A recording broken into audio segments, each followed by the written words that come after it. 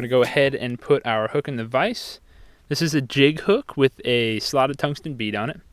And we're just going to grab our thread and start the thread right behind the bead and work that all the way down to about the bend of the hook. We're going to cut off the tag, or the little bit of extra.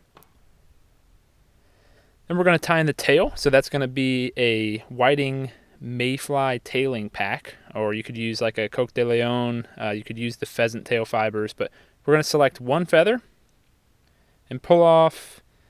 It'll end up being probably like 8-ish strands of that feather, and we're going to line them up in our hand. So my left hand, I'm going to take that,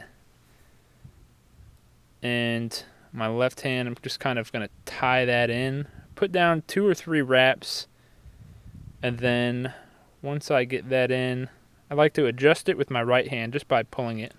And I err on the side of a little shorter when it comes to the tails. But we've tied that up to the bead.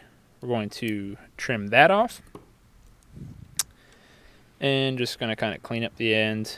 And this will start with our taper, but we're going to hold with our left hand that tailing fiber material straight up and just kind of go all the way down to where the hook starts to bend. And when you hold it up, that just keeps it on top of the hook. And we have UTC wire. This is a small gold.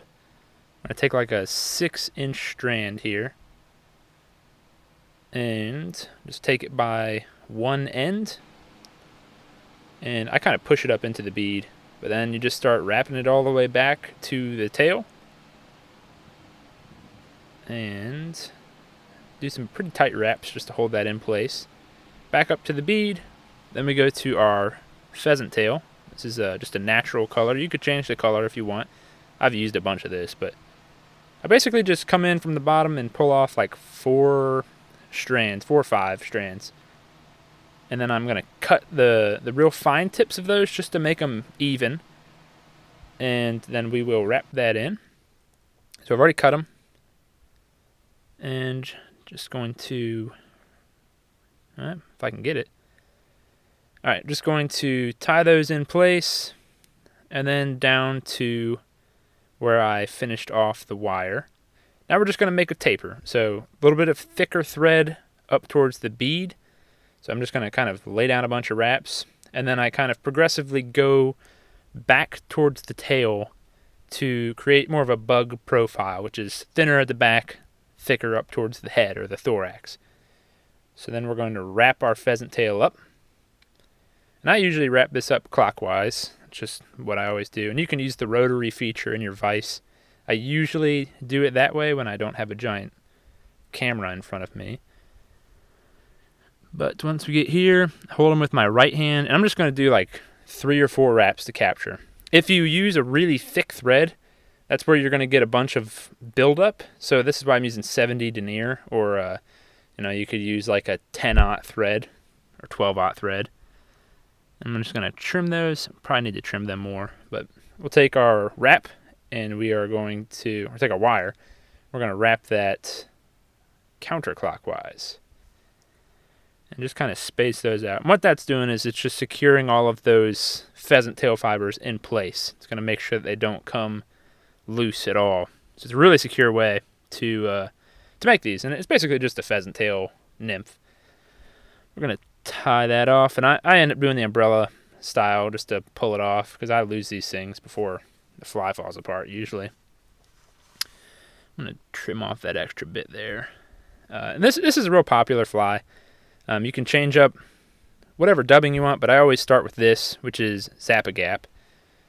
And I just coat the thread with just a little bit of it, and then I'm going to wrap that around the fly. Now what that does is it gets a good base in and holds that dubbing onto the hook. So even after a bunch of fish, it's still going to stay on. And this is my favorite color, Eda Peach, Senyo's Fusion Dub, and I just use a tiny amount.